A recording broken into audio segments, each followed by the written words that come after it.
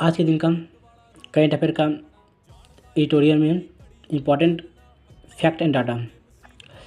The संचार साथी एक ऐप आया था जो साइबर सिक्योरिटी को बूस्ट करने के लिए लाया गया था।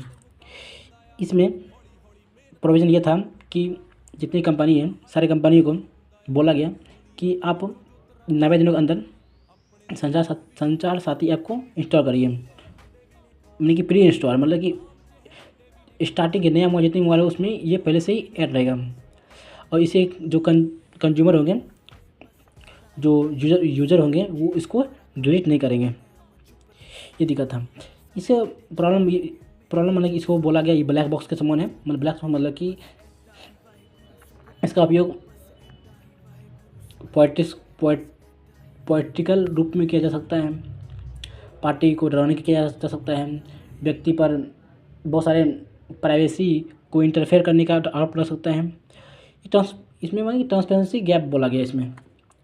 आगे संविधान में इसके लिए साइबर सिक्योरिटी के लिए बहुत सारे प्रोविज़न किए गए हैं, संविधान में भी है और कई सारे लॉ भी हैं, जैसे कि IT एक्ट 43/16, फिर BNS के धारा 11 में जो इसे ऑर्गेनाइज क्राइम के रूप में स्वीकार करता है।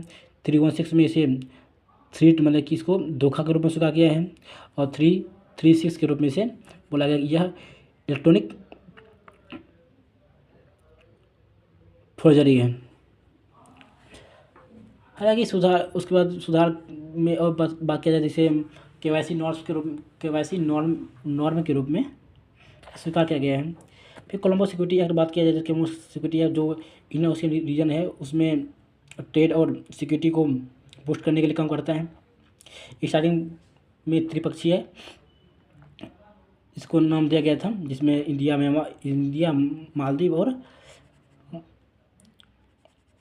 श्रीलंका शामिल था। फिर 2020 में इसका नाम कर दिया गया CSC, कोलंबो सिक्योरिटी कॉन्क्लेव। फिर 2022 में इसमें मॉरिशस शामिल हो गया, 2024 में बांग्लादेश शामिल हो गया। अब जो है समिट हुआ है, NSA का समिट हुआ था, उसमें इसको सेशल्स को, साउथ अफ्रीका की देश है सेशल्स, जो समुद्र की इंडियन ओशियन के लेफ्ट साइड में शामिल है, लेफ्ट साइड में आता है। फिर उसके बाद